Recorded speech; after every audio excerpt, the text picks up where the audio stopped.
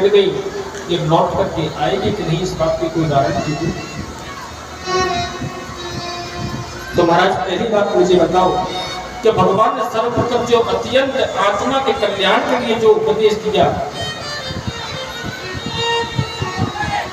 आत्मा के कल्याण का मार्ग क्या है और जिसको हम भागवत धर्म कहते हैं, उस भागवत धर्म की परिभाषा क्या है। नबी युगल ने कहा कि महाराज कि आत्मा के कल्याण के लिए भगवान ने जो सर्वप्रथम उपदेश दिया वही भागवत धर्म है। और भागवत धर्म की 3 धारा है, विश्वास, संबंध और समर्पण। संसार में जो भी हम कुछ करते हैं मनसा वाचा कर्मणा इंद्रियों से, वो सब ठाकुर जी के चरणों में समर्पण करो, यही समर्पण है। दूसरी बात, परमात्मा के प्रति संबंध बनाओ। जब तक हमारे पर भगवान के प्रति अभक्त का भाव नहीं होगा, भक्ति में हमारा मन स्थिर नहीं होगा। और तीसरी बात है कि विश्वास ऊपर आएगा, भगवान के प्रति विश्वास रखें।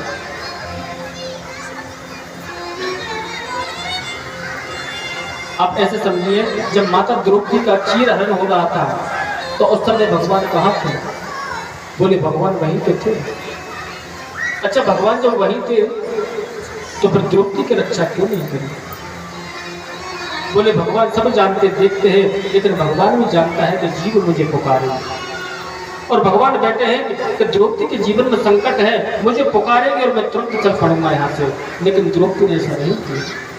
मन में विचार किया, मेरे 5 पति हैं, पतियों को होते हुए मुझे कौन नष्ट कर सकता है? लेकिन पति तो पहले से ही दास बन गए। भगवान ने सोचा मुझे पुकारेंगे और मैं गया, लेकिन द्रौपदी ने फिर भी नहीं पुकारा। महाराज गुरु बीच पितामह बैठा है, इनके समान मेरे कौन निरादर कर सकता है? बीच पिता के गर्दन को नीचे करके बैठे हैं। जब कहीं से उम्मीद नहीं बनी तो माता द्रौपदी ने अपनी साड़ी को कस करके पकड़ लिया कि मैं भी एक क्षत्रिय हूँ, अपनी रक्षा स्वयं करना जानती हूँ। लेकिन दुष्ट दुशासन तो अत्यंत वीर है महाराज। जब द्रौपदी ने अपने आप को असमर्थ समझा तो दोनों हाथों को छोड़ दिया और बोली कि हे श्री कृष्ण द्वारकावासी, देव जगतपते, कौरवे परिभूता, मां किम ना जाना सिकी सिवा। अरे कृष्ण, क्या तुम्हें दिखाई नहीं दे रहा? आज इन कौरवों की सभा में मेरा मेरा मेरा अपमान हो रहा है। भगवान बोले बस मैं यही चाहता था, तुमने मुझे याद किया और मैं तुरंत दौड़ पड़ा और साड़ी का स्वरूप लेकर के महाराज दुशासन खींचते खींचते पसीने हो गया, लेकिन माता द्रौपदी को निर्वस्त्र नहीं कर सका। बोले बाबा बिहारी लाल की जय हो। तो ऐसा भाव रखो, परमात्मा सब जगह है, वो हमारी रक्षा करेगा।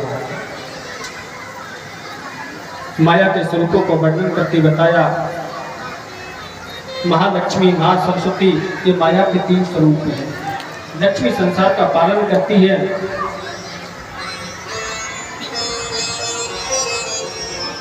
और सरस्वती से महाराज सृष्टि का सृजन होता है और भद्रकाली सृष्टि का संहार कर देती है।